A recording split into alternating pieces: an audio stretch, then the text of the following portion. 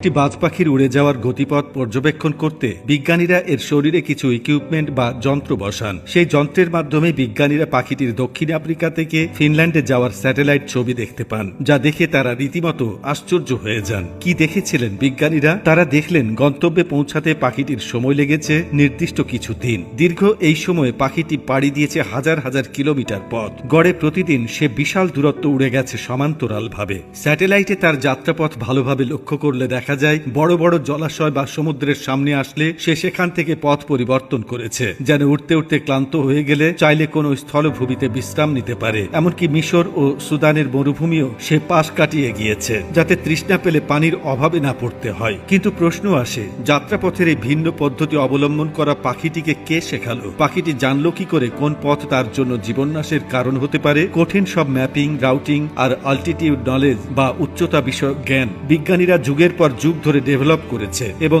এখনো শিখছেন। অনেক কিছু এখনো বিজ্ঞানীদের অধরা। পাইলটদের দীর্ঘ সময় ধরে এসব ট্রেনিং দেওয়া হয়, যাতে তারা সতর্কতার সাথে যাত্রীদের গন্তব্যে পৌঁছাতে পারেন। তবুও দীর্ঘ পথ পাড়ি দেওয়া তাদের জন্য কষ্টকর, অথচ পাখিটি অনায়াসে কোনো ধরনের ট্রেনিং ছাড়াই এই কাজ করছে। সুবহান আল্লাহ, মহান রবের কুদরত অপরিসীম। সবচেয়ে আশ্চর্যের বিষয় হলো, হাই অল্টিটিউডে ওড়ার সময় এদের শরীরের শক্তির খুব সামান্য অংশ খরচ হয়। শুধু ভেসে ভেসে অনেক সময় ঘুমিয়ে ঘুমিয়েও এরা শত শত মাইল পাড়ি দিতে পারে। এই নিখুঁত প্রযুক্তি কিভাবে তাদের শরীরে এলো? ছোট পাখি ও ছোটখাটো অনেক জন্তু শিকারের জন্য অনেকে বাজ পাখি পোষে। এ ধরনের শিকার প্রাচীন চীন, পারস্য ও মিশরের অধিবাসীরা জানত। পুরাকাল থেকেই মধ্যপ্রাচ্যে এই চর্চা চলে আসছে। এটি এশিয়া থেকে পূর্ব ইউরোপ হয়ে পশ্চিম ইউরোপে পৌঁছায়। 17 শতকের পর এই শিকারে ভাটা পড়ে। শিকারী বানানোর জন্য বাচ্চা অবস্থা থেকে এদের অনেকদিন কঠোর প্রশিক্ষণ নিতে হয়। প্রশিক্ষিত বাজ পাখি ধৃত শিকার স্পর্শও করে না এবং শিকারীর হাতে স্থির হয়ে বসে থাকে। ফ্যালকো পেরেগ্রিনাস হলো কাকের আকারের এক প্রকার বাজ পাখি।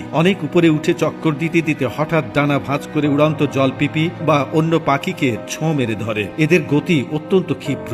শূন্যে ঘা বেড়ে শিকারকে কাবু করে এবং ছোঁ মারার সময় এদের গতিবেগ হয় ঘন্টায় প্রায় 320 কিলোমিটার বা 200 মাইল, যা পাখিদের মধ্যে দ্রুততম। একসময় রাজা বাদশাহরা এই শিকারে অত্যন্ত আকৃষ্ট ছিলেন। আকারে স্ত্রী পাখির 1/3 ছোট পুরুষ পাখিকে শিকারীরা টার্সেল বলে। স্ত্রী পাখিরা আকারে বড় ও চওড়া হওয়ায় শিকারীদের বেশি পছন্দসই। প্রিয় দর্শক, একটু যদি সময় নিয়ে ভাবেন, তবে এই পাখিই হতে পারে আপনার হেদায়েতের উসিলা। একমাত্র স্রষ্টা ছাড়া কারো পক্ষে কি এমন নিখুঁত সৃষ্টি সম্ভব? যদি সম্ভব হতো, তবে কি মানুষ তা তৈরি করত না? এসব নিয়ে যদি একটু গভীরভাবে ভাবেন, তবেই আপনার শির নত হবে রবের দরবারে। আল্লাহর প্রতিটি সৃষ্টিতে বুদ্ধিমান মুমিনের জন্য রয়েছে জ্ঞান। এ বিষয়ে মহান রাব্বুল আলামিন পবিত্র কুরআনে বলেন, তারা কি লক্ষ্য করে না তাদের ঊর্ধ্বদেশে বিহঙ্গ কুলের প্রতি যারা ডানা বিস্তার করে ও সংকুচিত করে? দয়াময় আল্লাহই এদেরকে স্থির রাখেন।